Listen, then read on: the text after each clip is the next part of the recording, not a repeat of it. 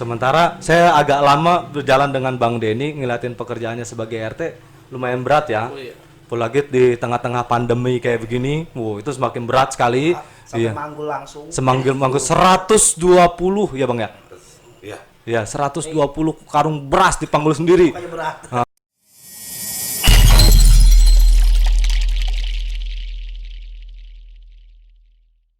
Iya, iya. Kan? Bahasa saya itu. Ini bahasa Bang Budi ya. Iya. Itu pas bener. Benar. Bener, pas bener. Karena sekarang pekerjaan saya hanya jagain aset negara di malam hari. Jadi saya bergaul dengan nyamuk. Oh iya. Nyambung sih emang. Nyambung. Nyambung mulu. Iya. Itu dia gitu kan. Tapi yang dijagain aset negara. Aset negara gitu kan. Malam lagi. Iya. Ya gaulnya menyamuk Itu. gitu. Iya, tapi kan itu ada gajinya kan. Ya, alhamdulillah. Ya, alhamdulillah ya. Buat anak istri mah cukup lah. Iya, bentar lagi mau keluar lagi kayaknya ya. Enggak. Oh, enggak. Ini repot kalau kedengeran pimpinan. Ikutin dong jejak kita berdua. Waduh, jebakan ini jebakan. Ya kembali lagi ke organisasi ya. Ya, saya secara pribadi sangat berbangga gitu kan, khususnya dengan Bang Asep. Ini beliau ini masih muda, sekarang ini sudah menempati posisi-posisi strategis. Iya. Apalagi sudah sempat juara nasional. Iya, saya tahu arah bacaranya kemana nih.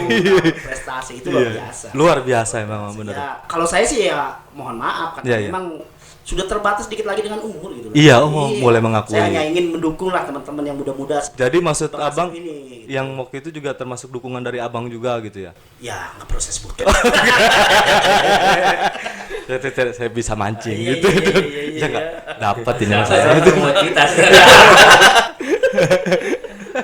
Nah, dari beberapa tahun mengalami menjalani dunia organisasi, terus dunia jabatan baik itu RT, dunia sosial, sebentar lagi abang-abang ini akan menghadapi yang mulai ke tahap selanjutnya itu dunia digital. Betul. Contohnya ini nih kita podcast nih. Nah, kenapa sih niat banget pengen berpindah ke sedikit ke arah digital? Itu apa yang diharapin apa gitu? Sebenarnya sih kita bukan bicara harap mengharap mengenai masalah proses perubahan ini. Dan itu memang wajib harus kita lakukan, harus kita ikuti. Kalau kita tidak ikuti, kita akan tertinggal. Betul. Ini eranya dunia digital, gitu. Bukan lagi eranya ya seperti tempo-tempo yang lalu, ya kan, masa-masa lalu, ya kan, yang hanya bermain stuck di tempat, ya kan, tanpa memanfaatkan teknologi. Saat ini udah harus memanfaatkan teknologi. Iya. Dan Karang Taruna itu harus berproses seperti itu, ya. Harus mengerti dunia digital itu. Dan di situ juga kan banyak peluang-peluang. Betul. Ya bagaimana istilahnya setiap kegiatan, setiap pemikiran itu bisa diketahui orang lain dan itu hanya bisa melalui dunia digital. Dunia digital. Betul. Kalau dulu kan kita hanya main surat menyurat, capek banget. Ih, Hari ini kita nulis surat, seminggu kemudian baru nyampe. saya ngerasain itu disuruh bikin proposal sama Bang Jenny capek banget. Iya, capek. Ya, kalau sekarang dunia digital kan enak, semua terbuka. Dan pemerintah membuka peluang itu sebesar-besarnya, tergantung kita. Makanya kita saat ini berempat, ya mudah-mudahan ya. Amin. Ya, apa yang kita lakukan ini menjadi inspirasi banyak orang, khususnya teman-teman Karang Taruna. Iya. Itu, ya kan? Jangan sampai Karang Taruna kesannya hanya sebagai pejuang sosial tanpa mengerti dunia digital itu fungsinya apa. Betul. Gitu. Ih. Inilah yang kita harapkan bisa menular kepada yang lainnya. Makanya konsep besar kita kata pro inilah agent of change. Iya. Bannernya udah jadi, belum pasang. Belum pasang, tenang. Iya. Gitu. Nah, Bang Asep sendiri nih, Iya. di balik jabatan-jabatan yang tadi udah masih ngajar juga, terus kebetulan punya usaha juga, ngurusin keluarga jadi RT, udah macam-macam dah jabatannya ya. Terus sekarang mau melangkah ke dunia digital, walaupun dengan secara paksa ya. Awalnya, Kita rayu dulu. Iya, rayu-rayu dulu, tapi kan akhirnya emang dia ada rencana sebenarnya. Mungkin nunggu langkah yang tepat begitu. Nah, coba yang bikin melangkahnya pada saat ini mungkin dari Bang Asep punya tanggapan sendiri. Iya. Pro Qatar ini kan. Qatar Pro. Oh, Qatar Pro. Iya, ya, jangan bolak-balik mulu. Qatar Pro ya jadi ingat sama. Iya. Kan, Qatar Pro ini sebenarnya saya sudah pernah gitu. Ada teman-teman yang buat di keluarga Idris itu radio minor, mulai radio minor dan sekarang menjadi multimedia, selalu meliput kegiatan teman-teman, selalu meliput kegiatan teman yang sebelum memang akun-akun YouTube itu belum rame, kita sudah mulai di situ, mulai gitu.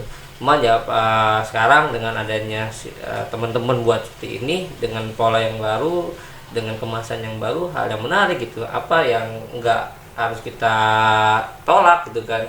Ini yang memang harus kita maju, apalagi ini anak kampung sendiri kan, gitu. Betul. Jadi kita ya harus buat gitu, buat teman-teman yang nanti memang menjadi media kita untuk mengisi apapun di sini.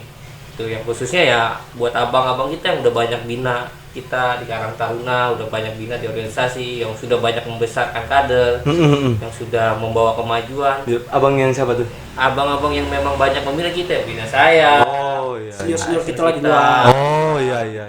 Nggak kali ada spesifik gitu enggak ya? Orang tua kita ya kan. Iya betul. Ya nanti kita ajak ngobrol bagaimana dengan media podcast ini, dengan media digital ini, mereka pun bisa kita menjadikan sarana dokumentasi secara digital seperti itu. Harapan kedepannya untuk di Qatar Pro ini atau dunia digital ini yang bakal kita rangkul, harapannya Bang Asep itu apa di sini?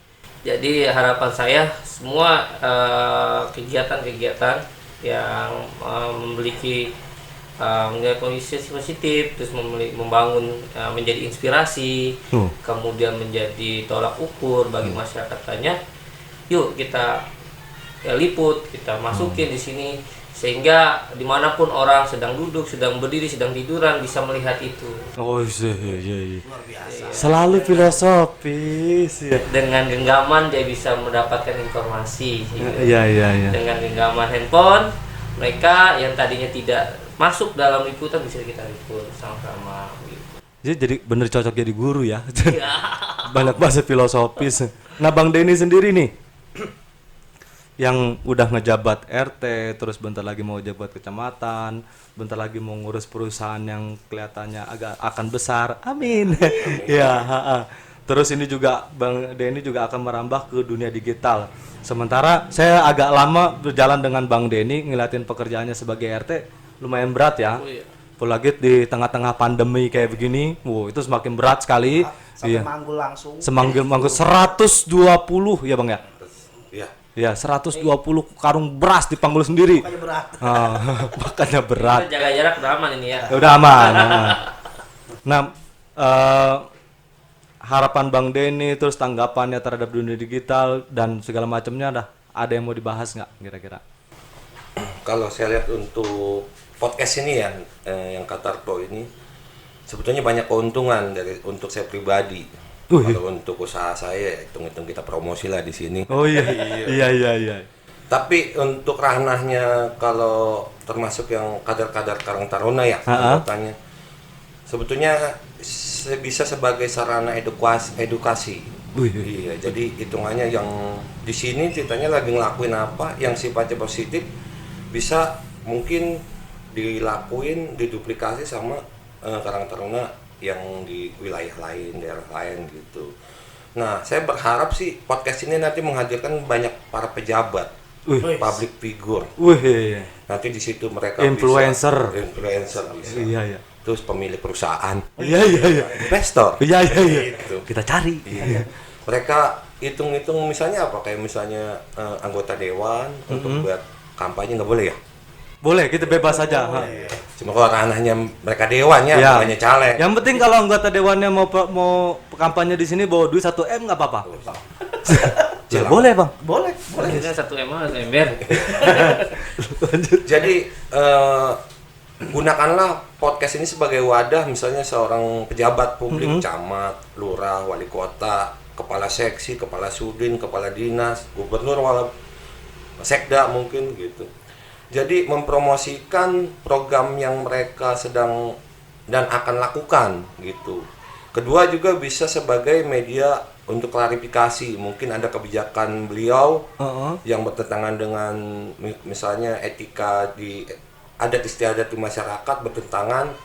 Nah, beliau bisa menjelaskan, klarifikasi, maksudnya begitu. Jadi sebagai sarana penyampaian informasi juga gitu ya. Cara begitu. Nah, untuk ini juga saya pesan sama khususnya ya kader-kader Karang Taruna. Maksudnya gini, contoh jangan pernah berharap bikin kegiatan itu, jangan selalu berharap dengan kegiatan-kegiatan yang diturunin oleh pemerintah, khususnya Iya, mungkin betul. Kementerian Sosial, Dinas Sosial ya, yang sebagai bapak kita ya, orang tua kita. Karena kita ini ada di bawah langsung di binaan mereka gitu. Betul. Ya model kayak gini kegiatan-kegiatan yang udah kita lakuin ini ya udah, yang kita butuh modal berapa kecil segala macam, penting jalan nggak apa-apa gitu. Jangan pernah sekali-sekali mengharapkan penuh bantuan dari pemerintah. Kalau ada ya syukur gitu. Iya, iya, Kami kalau jangan ada. berharap, Kalau iya. ada. Iya. Mandiri. Jadi gini, podcast ini kalau saya pribadi sebagai media saya untuk mempromosikan usaha saya, keinginan saya yang nanti menghasilkan profit. Nah, profit itu yang saya gunakan untuk saya bersosial. Nah, bersosial itu nggak selalu, memang butuh biaya. Betul. Nggak cuma kita tenaga, biaya juga. Betul. Gitu. Nah, itu maksudnya jangan kita keluar untuk bersosial itu mengurangi budget ke dapur. Kasihan anak Oh kecil iya dong. Itu. Kita udah berkeluarga semua ini. Nah, maksudnya Anak profit tiga. itu kita gunain.